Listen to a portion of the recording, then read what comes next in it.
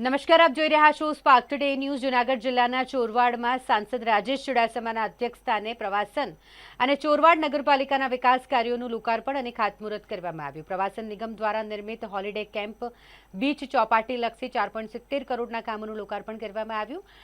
અહીં શહેરી સુખાકારી માટે વિકાસના કાર્યો પૂર્ણ કરાતા લોકાર્પણ તેમજ નવા પ્રોજેક્ટનું ખાતમુહૂર્ત કરવામાં આવ્યું। આવાસ યોજનાના 151 લાભાર્થીઓને પ્રમાણપત્ર એનાયત કરવાનો કાર્યક્રમ, 604 લાખના ખર્ચે આવાસ યોજના કાર્યરત કરવામાં આવી છે। 150 લાખના ખર્ચે ચોરવાડમાં જીમ સેન્ટરનું ખાતમુહૂર્ત કરાયું।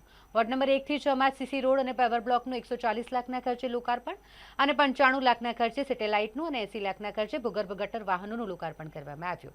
બગીચો ઉપરાંત આંગણવાડી કેન્દ્રનું લોકાર્પણ સહિતના વિકાસના કાર્યોના સમારોહમાં સાંસદ રાજેશ ચુડાસમાએ ચોરવાડમાં વિકાસના પ્રોજેક્ટ અંગેની માહિતી આપી। ચોરવાડના વિકાસ કાર્યોને લોકાર્પણ માટે પણ ચૂંટણીને કારણે આપણે થોડો મોડું થયું, પણ મેં કીધું એમ કે અહીંયા જે જનપ્રતિનિધિઓ બેઠા એમણે પોતે જ્યારે આ વિસ્તારના પ્રતિનિધિત્વ કરતા ત્યારે દરેક વ્યક્તિનું ચોરવાડના વિકાસમાં કંઈ ન કંઈ યોગદાન છે। આપણે સામે થોડી આપણી જેટી જોઈએ એ મને સાંભળે ત્યાં સુધી 90 પહેલા તાના બાપાને એ સમયમાં સક્રિય હતા ત્યારે એ જેટીનું કામ શરૂ થયું, પણ એ સમયે કોઈ ને કોઈ કારણોસર એ કામ બંધ થયું।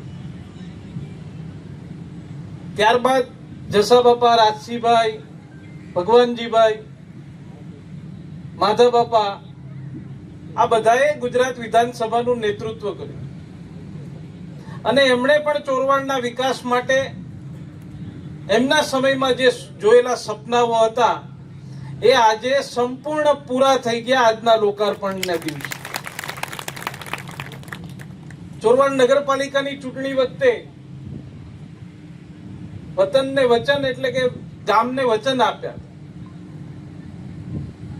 કે જો તમે 5 વર્ષ નગરપાલિકા આપશો તો અમે વિકાસના કાર્યો અને ચોરવાડને કંઈક અલગ દિશામાં લઈ જવા માટેનો અમે પ્રયત્ન કર્યો। એ ચૂંટણી દરમિયાન જેટલા વચનો આપ્યા હતા એ આજે સંપૂર્ણ પૂરા થયા છે। મને ઘણા લોકો એમ કહેતા હતા કે આ 5 વર્ષમાં થોડું 5 વર્ષ થાય ત્યારે પૂરા કરજે, 1 વર્ષમાં જ બધું પૂરું ન થઈ જાય, લોકો ભૂલી જાય। પણ જ્યારે વચન આપ્યા હોય ત્યારે વચનને વહેલું કેમ પૂરું કરવું એ મારો સ્વભાવ છે।